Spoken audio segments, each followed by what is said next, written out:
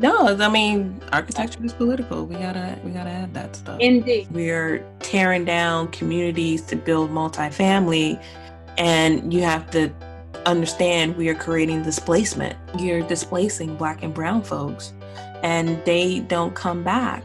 Half of this podcast would be dedicated to the history of Powerhouse, my journey and my discoveries, and hey, I'm going to solve this housing problem.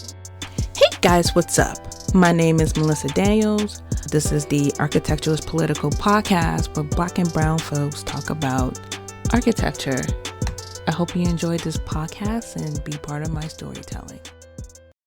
From the time of the original podcast interview till this intro in August 2022, President Biden signed an executive order directing his health secretary to consider actions to assist patients traveling out of state for abortions.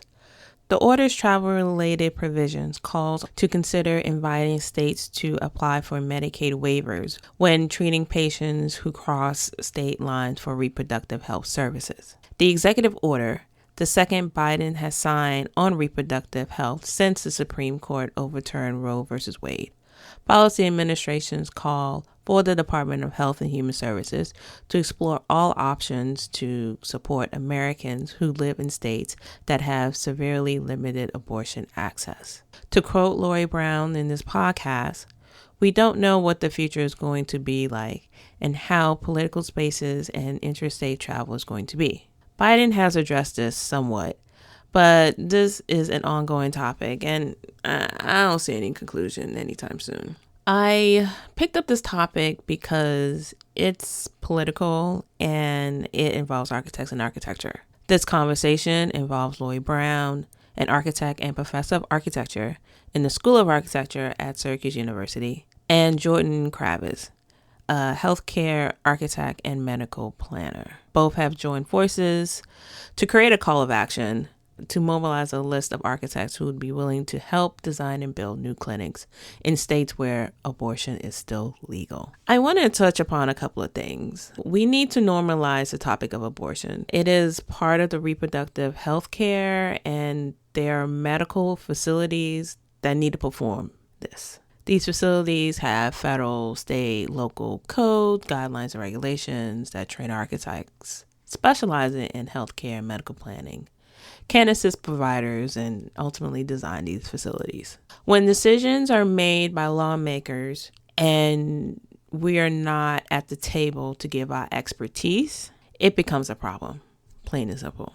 In this episode, we talk about trap laws and the call of action to be part of a survey. And also, if you're interested to assist in the design and build of facilities in areas where abortion is still legal. I want to also talk about something. In this episode, I brought up women in architecture as a topic, as well as like my feelings towards it. I actually thought about deleting this part, but then Lori made an excellent point in her rebuttal, so I decided to keep it in. My stance is that at one point I was heavily involved in women in architecture, but now I decided to focus mainly on Black and brown women in this field. My grievance with women in architecture, just in general, is that we don't talk about the issues that affects us, such as reproductive rights, how COVID has affected women in the workplace, working from home versus working in the office, the forever wage gap issue, how to ask for more money, the core stuff. You know, like I don't see those topics. I remember doing something on wage negotiation, but it's issues that affect everybody else, every other woman. It affects women in architecture too. And I don't see those discussions happening out there. And I mean, it's a constant state of issues. And I just don't see us talking about it. It's like when we get together, it's about motivational and inspirational. That was my issue, and part of that is also reproductive rights. And Lori put it very beautifully again in her rebuttal. Listen to the episode, but the overall point is that Lori and Jordan are doing the work. There have been countless articles written about their work, including coming on this podcast. So there are women who are talking about these political issues and are doing something about it. And I am glad that they decided to come on this platform to talk about it. They are making change. They are doing things. And I also misquoted on the numbers. I thought that women in architecture, licensed women in architecture, those numbers have grown, but apparently they haven't.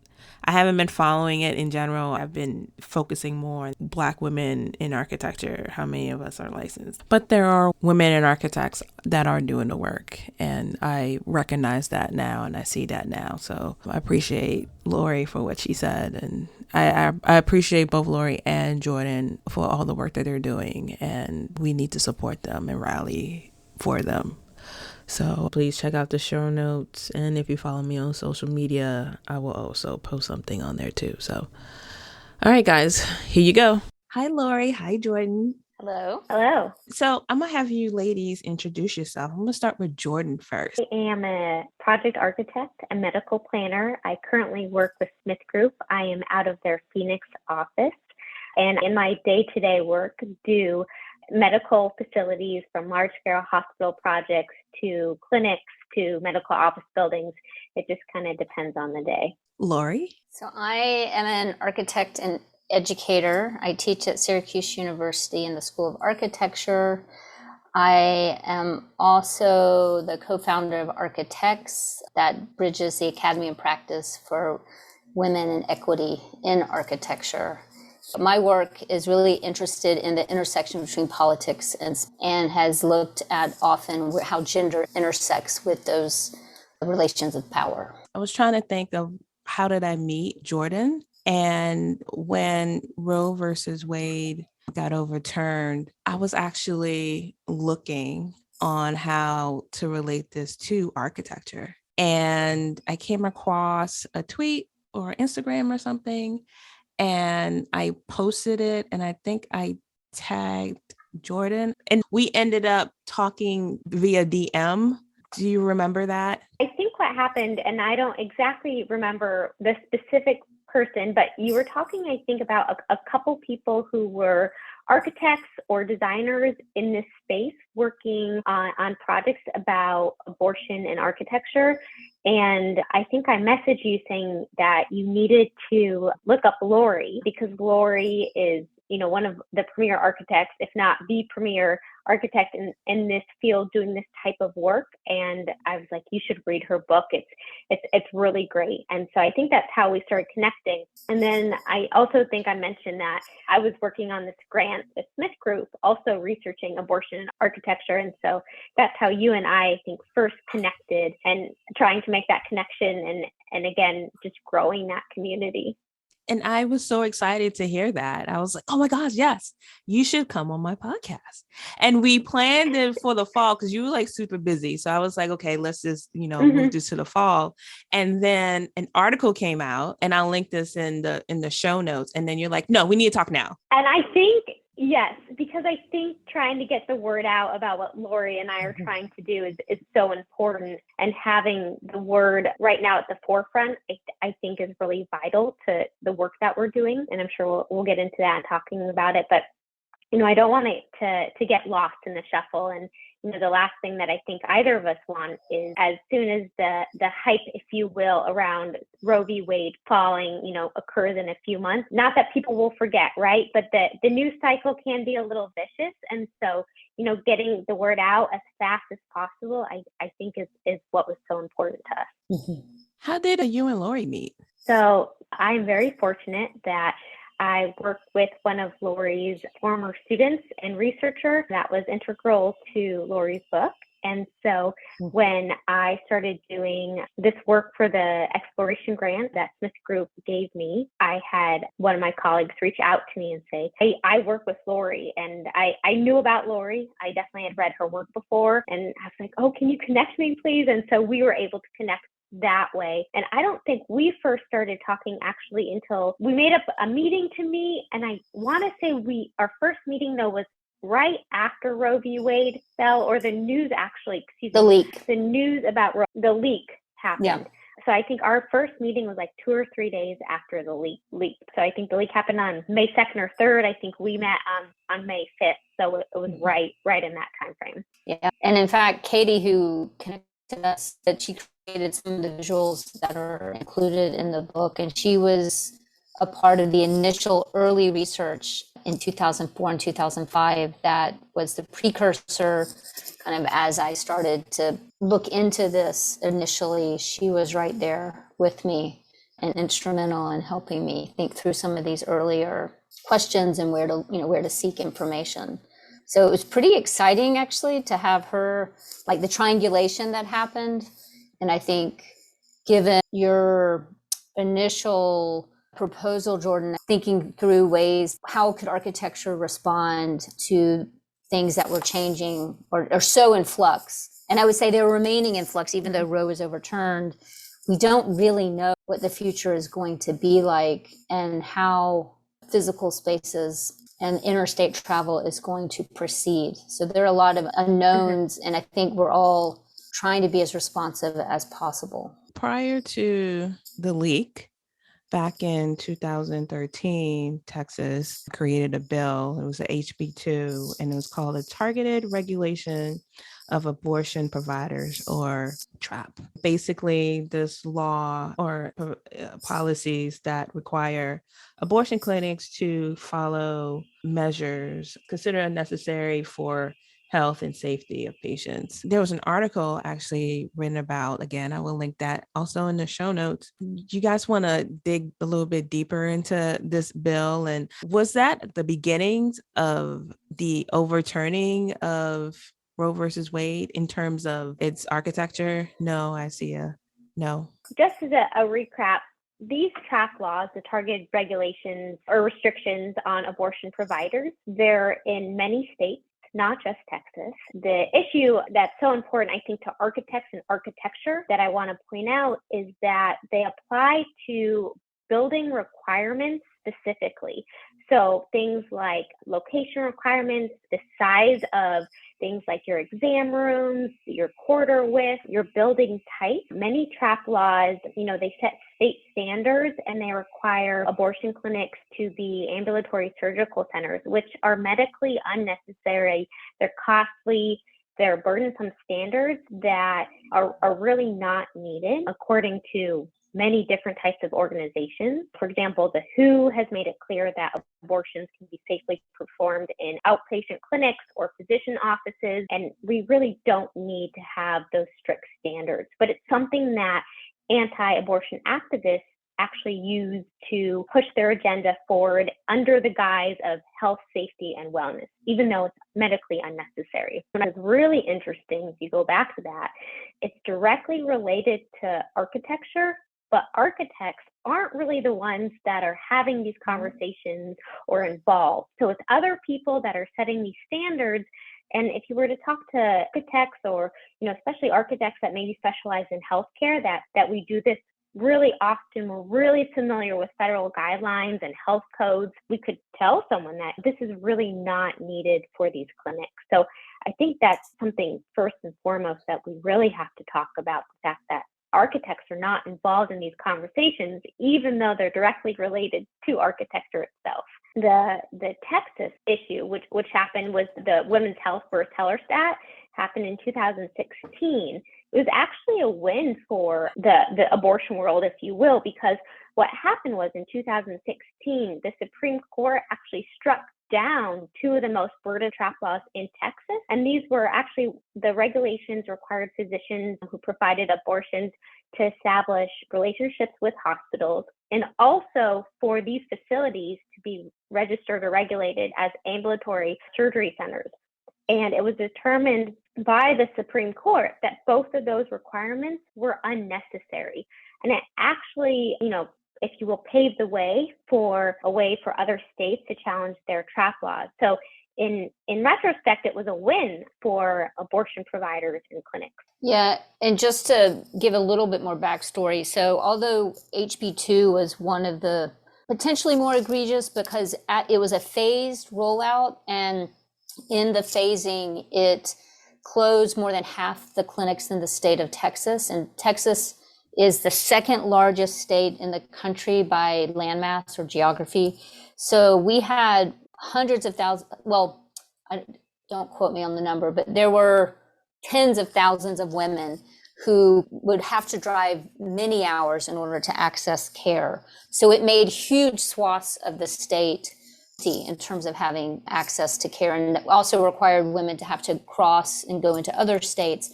But prior to HB2, this has been going on for many years. Actually, even when I started doing the research, there were numerous trap laws already on the books. Some of them target more specifically physical characteristics, like Jordan had mentioned. Others have to do with requiring waiting periods or false scripts that doctors or providers will have to literally recite to the patients, even though it's filled with medical errors, and others about how funding works. So many states won't allow Medicaid to pay for abortions. In those states, typically you could also not use government-sponsored spaces. So it had to happen in private spaces. So there's a whole array of types of restrictions. Some ultrasound restrictions, that was another big one that states like Virginia were trying to create and make, like basically you have to view this ultrasound prior to receiving an abortion. So it's been an ongoing kind of like death by a thousand cuts in terms of how these trap laws have been created and used across the country. And like Jordan mentioned, it was a win. The justices had deemed that it was illegal to do what they were doing. And unfortunately, now that doesn't matter. It becomes irrelevant. But the trap laws were a really clever way to both regulate space, regulate providers, regulate flows of money, and even insurance, or not allowing certain insurance programs to provide coverage.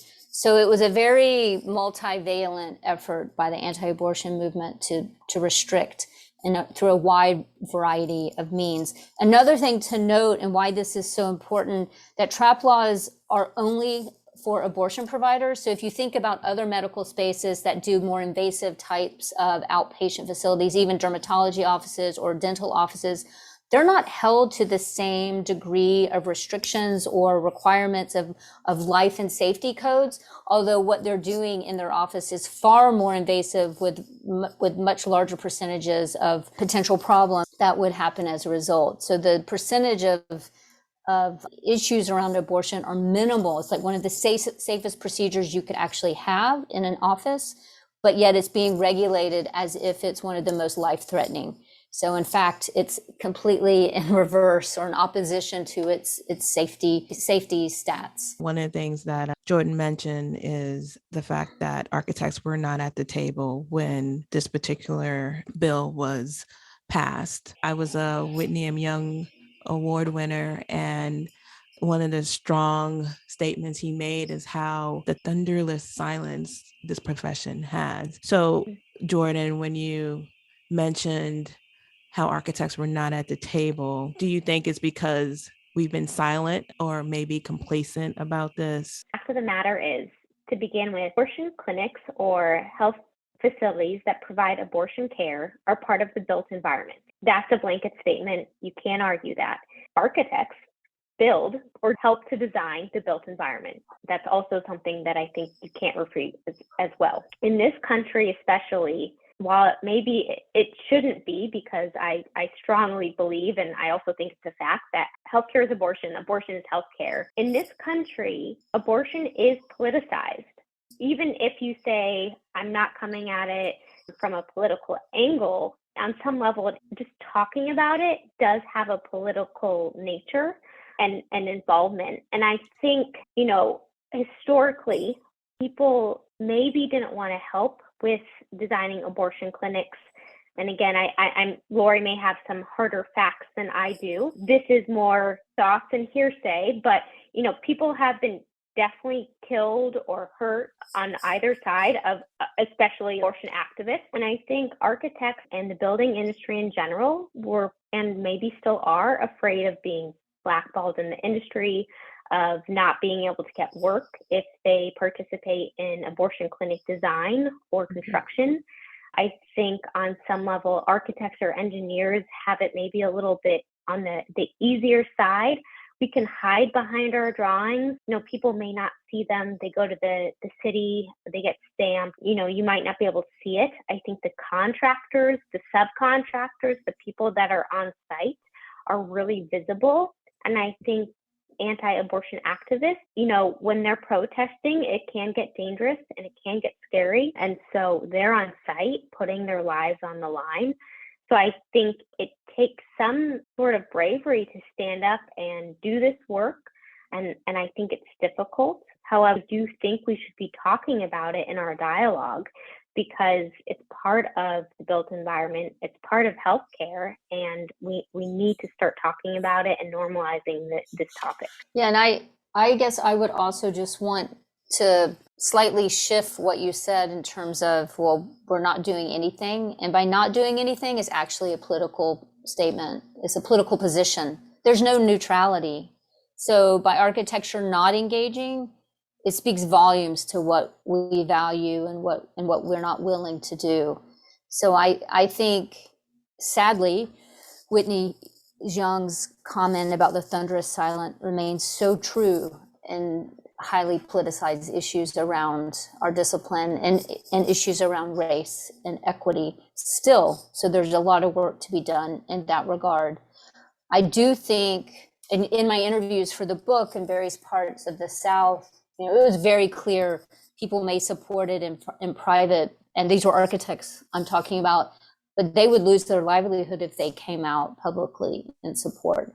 And it's also true, as Jordan mentioned, in terms of the construction industry. There were parts in Louisiana and Texas where the anti-abortion movement had been so successful in kind of economic retaliation for different parts of the building trade. So until there's enough momentum to counteract that, they're going to remain able to shut down and silence and prevent work from happening. I think one of our hopes in our efforts is that in these states where abortion remains legal, that there's going to be such a significant, like exponential increase in need of services and of spaces to provide services that we will be able to help or at least facilitate some connections for building and renovation work to ensue. But I think, and I also want to acknowledge, I speak from the privilege of being the academy. I'm not reliant on clients for my income. So I can take and try to take greater risk because I can. And hopefully by calling these things out and these issues, making them more visible, our discipline, parts of our discipline will rise up and also be willing and able to work and speak in support of women's civil liberties, which is what this is really about, as far as I'm concerned. Like, we're now rendered second-class citizens, but that's not to say there were already women of color who could not access abortion in various parts of this country. So race and class inextricably are connected into and intersect with issues of access, and have ever since it's been a procedure. Mm-hmm. And I just want to add to that too, that so you can be Black and rich and have access, and you can be any other ethnicity and sure exceed the code class thing. But can I just, the Guttmacher Institute that tracks this, what they have shown is that it's primarily poor women who are often women of color who are seeking abortions at significantly larger rates. And that's for various reasons: lack of social services, lack access to healthcare. Correct. So that's a really important layer to who are we serving? Who are reproductive healthcare facilities serving? Mm-hmm. And the locations. I don't know exactly. if you. Yes. Yeah. Going back to the bill, the Texas bill.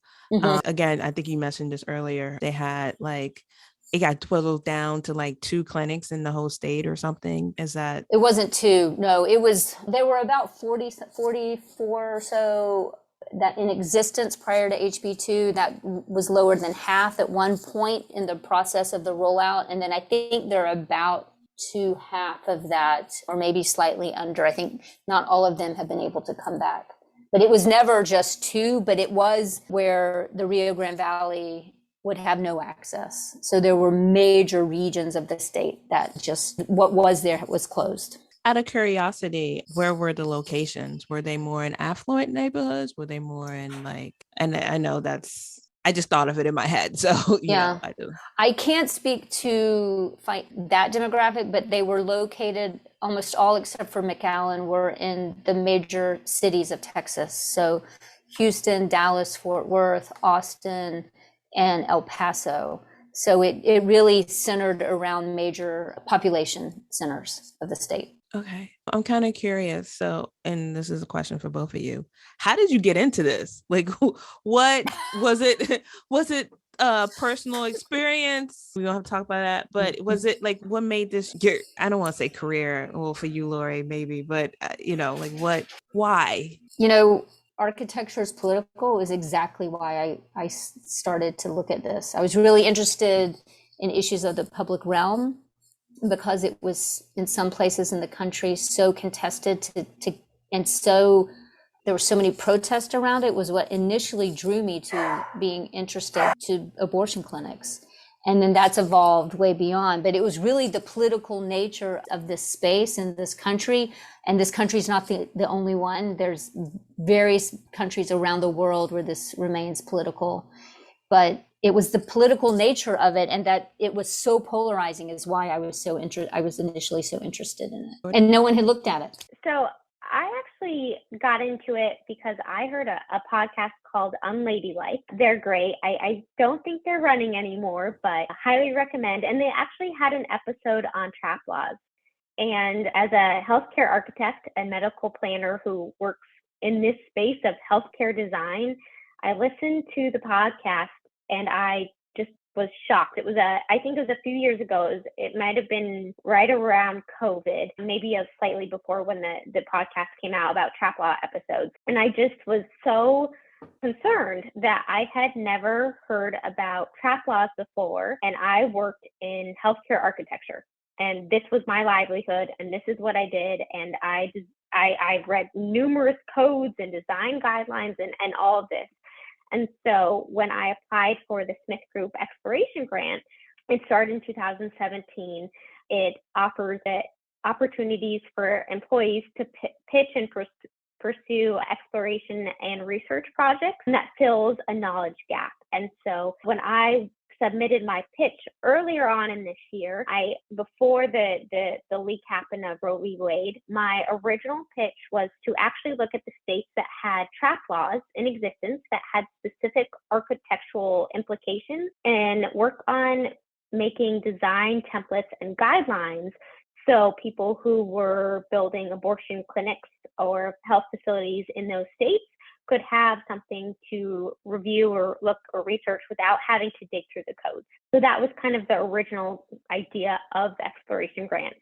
When we got the news about Roe v. Wade falling, what happened was the majority of the states, if not basically all the states that had trap laws with architectural implications, those are the states that had trigger bans on the books already or laws that were going to take effect if Roe v. Wade fell. So that part of the research topic or grant kind of became a moot point because it didn't really matter anymore, unfortunately. I hope one day to get back to that point of creating design guidelines and creating those templates. But with everything so in flux at the moment, I had to kind of pivot on where this research grant was going to go. And that's how Lori and I kind of had a brainstorm session. And I also was able to contact several abortion providers and clinics and say, what do you need from us? What do you need from architects? How can we help serve you? And so that's kind of how I started getting into it. But long story short, I learned fascinating. Moving forward to the present, I know we went back to 2013 earlier, but moving now, we have a law of the lands right now where a state can decide whether to ban abortion or not. Lori, you posted this tweet and it was a call of action if anyone was interested to be put on the list. What prompted you to make that post? What kind of comments did you get? Well, when Jordan and I started to brainstorm about what we could do, and so it's a two-pronged effort. And so the initial idea was we'll start to we'll canvass basically all the architects in the states where abortion remains legal. So that's the big kind of umbrella. We began with New Mexico, and is there 600 or 700 architects that we found listed in New Mexico, Jordan? Yeah.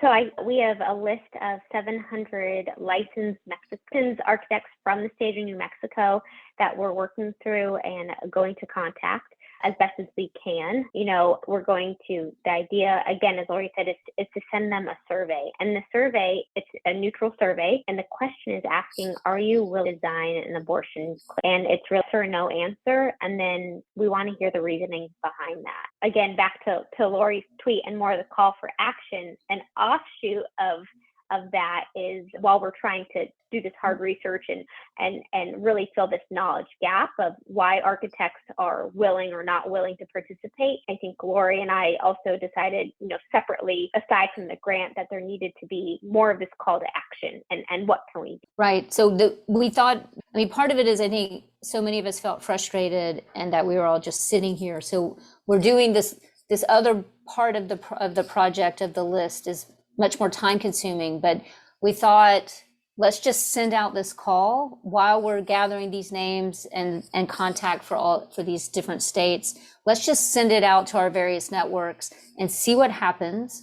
We're both connected to various listservs and networks within reproductive healthcare facilities. So we have a direct line where we will share this, and it will remain a private list. But your question about, well, what did we kind of pushback or comments to receive? Very early on, there was a comment about, you should really leave it to the providers and let them really dictate or lead the way. And I wrote back, because they're like, it's really issues around security and safety, which of course we are very aware of, and that this list is private. I think the assumption was somehow it was going to be this public list that anyone could see it. And of course that can't be the case. People have been murdered because they are doctors and providers and nurses and of abortion clinics. So I let the person know that, we're taking, security is a huge concern. We're being incredibly cautious, but this was a way to help architects mobilize. And I have to say, and I get email responses every day. I'm updating this on a regular basis. We now have, I think it's 20 or 22 states represented. And the District of Columbia, we've got close, I think, to 90 architects who've responded so far and counting. And it's the spectrum of what you could imagine. Really well-known design-oriented firms who win awards, architects working in government, boutique firms, educators, big firms, big corporate firms. It runs the range. And I have to say, I find it so inspiring and so empowering to see our discipline step up and want to do this. And it's, I had no idea. I don't think we knew what the response, we didn't know what the response would be when we sent out the call. And we just thought, let's use our platforms and see what we get. If we got 5 or 10 names, then that would be a win. And I think, as Lori said, we were getting emails or messages on our social media or again, through email. So we may even have up to 100 today. Who knows? Wow. To my point is, I'm not quite sure if the people who may have negative or differing opinions just may not be speaking out, but I haven't had anyone really question or say anything too negative about what we're doing, which also has been really surprising. Again, I thought I might hear several comments from people, and I haven't received too many negative comments. So that in itself has also been really, really uplifting, if you will. There was a few comments about, well, what can architects do? Some initial early tweets. So we, let them know there's a lot of things we can do, actually, quite a number. So, it's also about education and outreach and helping architects understand that we are quite useful if we apply our skills broadly, Mm-hmm. So, yeah. I actually did get a comment when I was presenting. A person said, not everybody is pro-abortion. Mm-hmm. And I didn't respond. I thought about it because, again, the topic was advocacy and just for us to do something.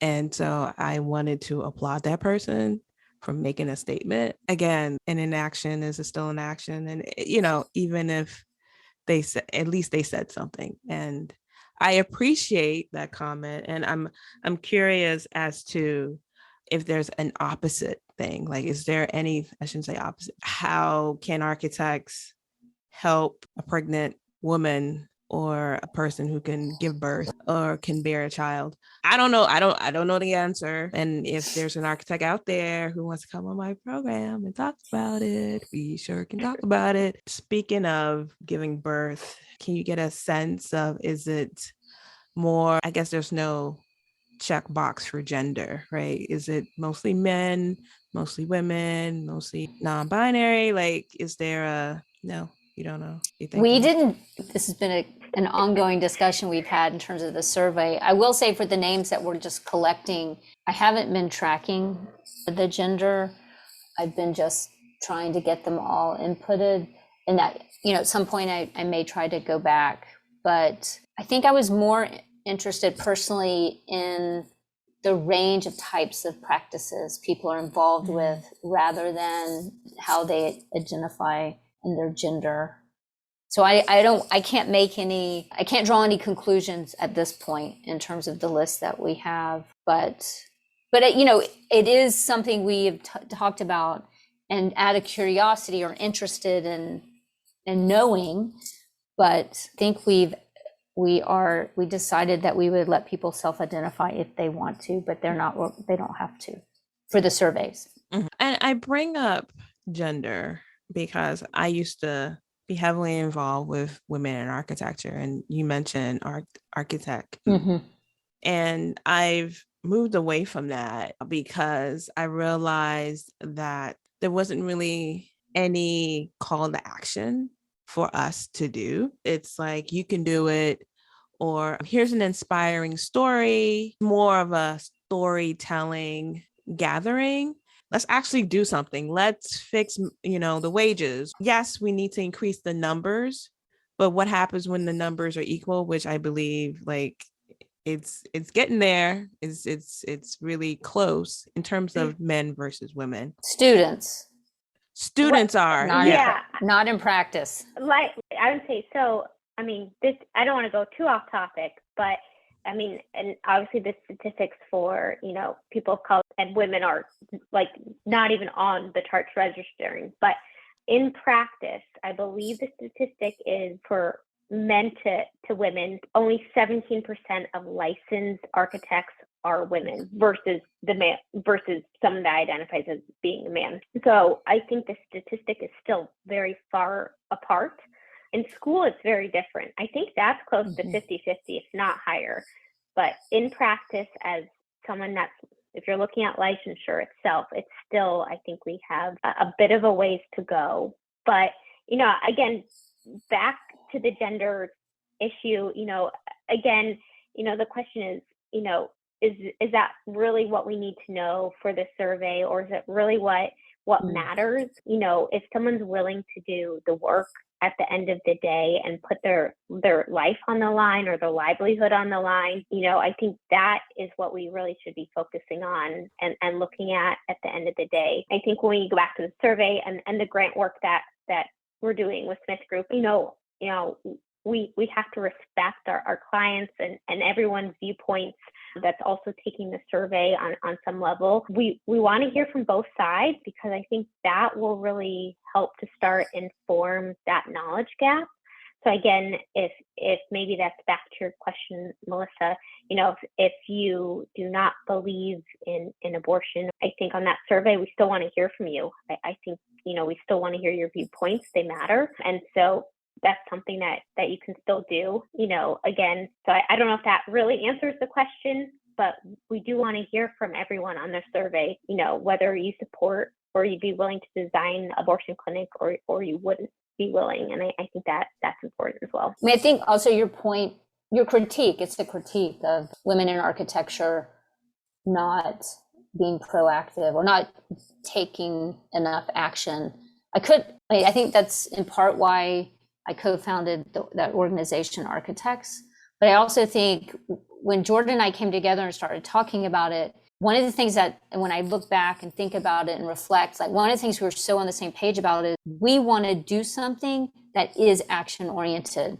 We are not interested in just, sitting here and thinking about the possibilities of what we could do. But no, we want to do something that can help providers and improve or add to the spaces that they have or will need to have. So it was this seamless kind of come together between the two of us who literally, I mean, we'd never met. It was like maybe 2 conversations and we were off and running. So I think action oriented, absolutely. And I totally hear you and respect that you've stepped away from a space that you don't find going or doing in a direction that you want your life to go in. And I feel exactly the same way.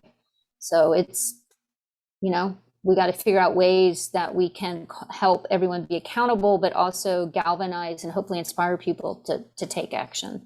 And clearly this call has resonated, we just had no idea how much it would have resonated. So what are the next steps? After the survey, then what? So I think the survey is going to take a while to get through all our states. Yeah.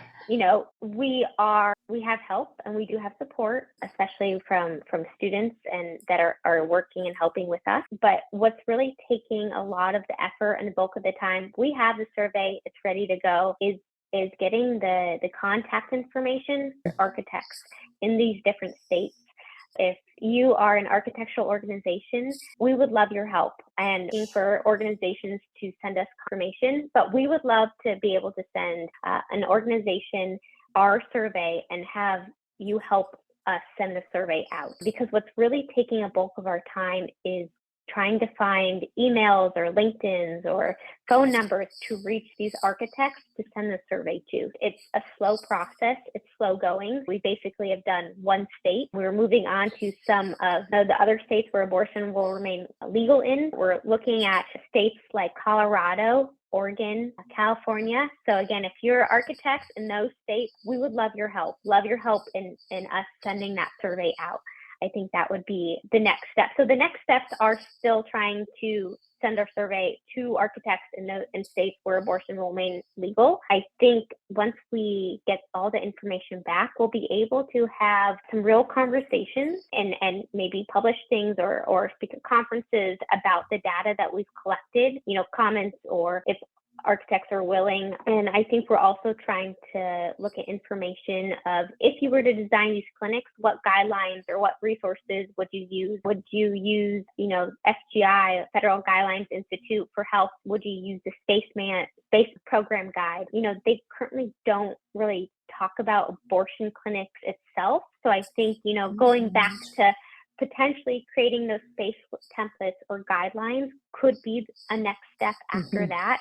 But I do see this effort of surveying architects taking a minute, especially if we don't have help from maybe some of those organizations that already have those contact information. Again, with that list, Lori, and I see the action of being able to connect people right away. And I know we've already done that. I don't know if you want to speak a little bit on that as well. Sure. There's a provider in the Midwest who is going to be opening a clinic. So she reached out to me, someone I'd interviewed for the book, for the Contested Spaces. So I'm connected with a number of providers across the country. So she reached out and I was able, just so happens, had some architects from the state she was going to be opening a clinic in and connected her with them and haven't heard back yet. But I know things are moving so quickly that the last thing she probably needs to do is check her email. But so we've already been able to start making some connections, which it feels really good to at least, put people in touch with architects who have agreed to work with them. So that will be an ongoing thing. But I think Jordan's comment, we haven't honestly had a lot of time to think through, okay, what happens after we get the list and we then, continue to create connections. But I really like the idea that then we would go in and start to create and or edit existing codes, and so that there's actually things on the book that are written by architects who know these types of spaces and what the needs are. Because one of the rhetorics that had been used was that these trap laws were to improve the life and safety of clinics, and it does nothing of the sort. So I think for us to be writing those codes would be an obvious kind of next step after we've got all of these states in our database. I think also one of the biggest things too is just to begin to normalize this conversation within the architectural world. I think that's maybe the next step, if you will, right? So by just having these conversations, sending the survey out, creating this call to action, it's something that we don't talk about a lot. And so if we can talk about it more and more, it's going to normalize the topic and become hopefully a part of our everyday vocabulary. Is there a timeline for this, or is it just a really good question? How about like the call of action right now and in the gathering of names? Is there by the end of this year? Obviously, this will be an open-ended, right? Like you will continuously collect names, but is there a pause point and then you move to the next? We've only thought through 5 states at this point, but I do think, and we haven't, Jordan and I have not talked through this, but it would make sense that all the states where abortion is legal, that we know it will, well, we have a belief that it will remain legal. There are states who in the midterms and in the 2024 may be switching over. So we want to make sure that our efforts are for states right now where it remains legal and there's going to be a huge influx of patient migrants to seek care. So that is going to take months. I think like it's taken us 2 months basically, right, Jordan, to get New Mexico ready to send out. So this is a laborious process. So to have 4 more states to do that for, and then I think we'll have to we'll reevaluate, and do we keep going, or do we then start to think about the code issue? I mean, one thing I keep thinking about is, and I've been listening to all these different podcasts, but the anti-abortion effort is in for the long haul. And ever since 1973, when Roe was first decided, they immediately got to work. And it took them almost 50 years, and they were able to do what they had hoped to do, although they had much grander aspirations in their sights. So I think we have to think about this as a long-term engagement, and it's not just about short-term fix, because clinics are going to need help and support for years and years to come in terms of just building management, site management, and maintenance. So I think it's important to think about this as not to scare you, Jordan, but kind of a longer term trajectory, and we'll do the groundwork and then we'll see how it evolves. But I don't see us being done by the end of the year. I don't know what you think, Jordan. I think it's taking too long. I think, it's taking too long for the survey. I hope that we gain some more traction and some help from architecture organizations who, might help us in sending that survey out, which would be great. But yeah, this is help. This is a long-term effort. I mean, as Lori said, they're saying that California is gonna, could see like a 3,000% increase in patients, or, Illinois is gonna receive 8,000% increase in women. If that's really true, until abortion becomes legal in those states that it's now illegal in, they're going to have to build these clinics. They're going to have to keep expanding these clinics. So our work, I would argue, is not done until, the Roe v. Wade gets heard again. I don't know if it ever will, but, it's hopeful and optimistic on my part, but I think there's work to do. Mm-hmm. Any last words? I want to make a comment about J.E.D.I initiatives and abortion. And I know we touched a little bit before about Black women and people of color. And again, I want to make a clear point for your listeners who maybe can't see me. I am a white woman. I am coming from very much a place of privilege in saying this, but I do feel that we have a call to action, especially as allies, to help the Black and Brown communities and underserved. But when the murder of George Floyd happened in 2020, while this should have been going on long before, there was this huge call to action by many organizations and many professions trying to end bias and systematic racism. And so I think with that being said, that happened in the architecture and design community. Many firms and many people developed J.E.D.I committees or E.D.I initiatives. I don't think we can talk about J.E.D.I or E.D.I and not be able to have the conversation about abortion as well, just to bring it back, because people of color and other marginalized income people will be most affected by the overturning of Roe v. Wade. If we're saying we're supporting J.E.D.I initiatives as our architectural community as a whole, we have to support abortion rights and also women's reproductive health. So that's my 2 cents on the matter, and I wanted to say that because I think it's really important that we don't overlook this. We were so vocal when that happened 2 years ago. I hope it really wasn't just on our part to push those efforts. I think it's such an important point.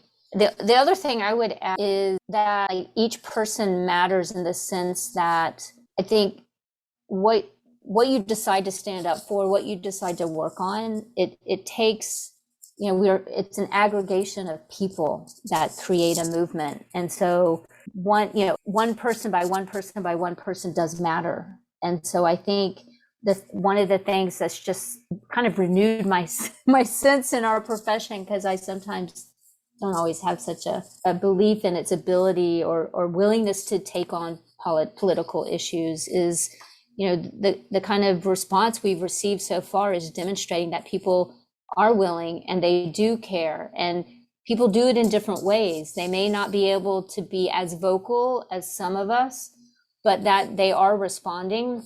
They may not use their work email, they'll use their private email, but it just, person by person is what's going to make this happen, as we've seen in other kinds of efforts.